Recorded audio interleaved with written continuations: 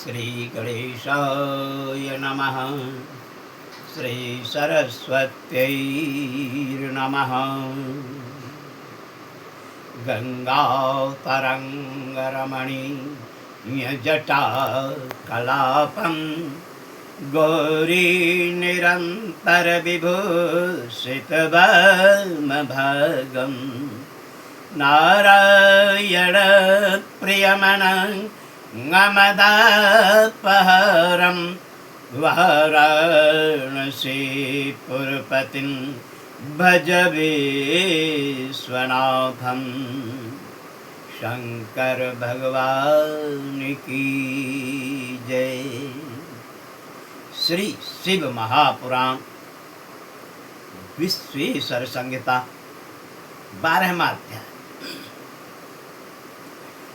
शिव क्षेत्र का वर्णन आप सबको सुनने को प्राप्त होगा। सूची कहते हैं, हे ऋषियों, शिव पद देने वाले शिव क्षेत्र को सुनिए।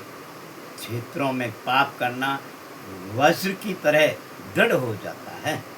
अतः हे मुनियों, पुण्य क्षेत्र में निवास करने पर किंचित भी पाप न करे, और जैसे भी हो सके मनुष्य को चाहिए कि वह सर्वदा पुण्य क्षेत्र में ही निवास करे।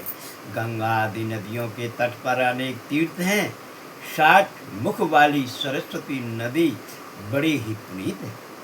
इसके तट पर निवास करने वाला ब्रह्म पद को प्राप्त होता है। हिमालय से निकली सतमुखी गंगा नदी पतित पावन है। इसके तट पर वास करें अथवा काशी आदि अनेक पुण्य क्षेत्र हैं, जिनमें जाकर बसे। सोनभद्र के तट पर बसें। उसमें स्नान करने और वहाँ व्रत करने से गणेश पद प्राप्त होता है। महानदी नर्मदा के तट पर वसे, जो 24 मुखों वाली और वैष्णव पद प्रदान करने वाली है।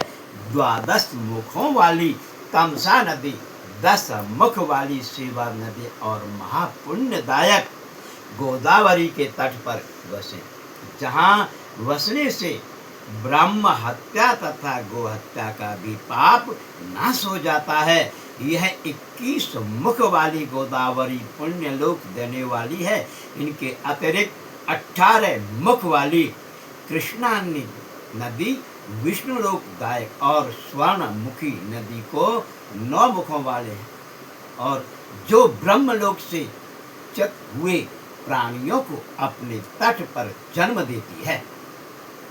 तथा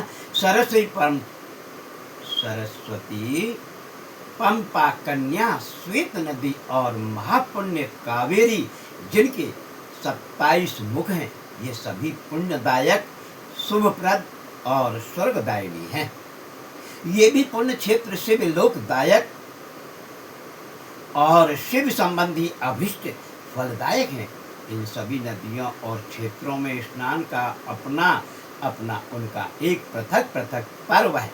इन पर्वों पर मुहूर्त में इन नदियों में स्नान करता है, उसे उनके महात्म्य के अनुसार उत्तमोत्तम फलों की प्राप्ति होती है।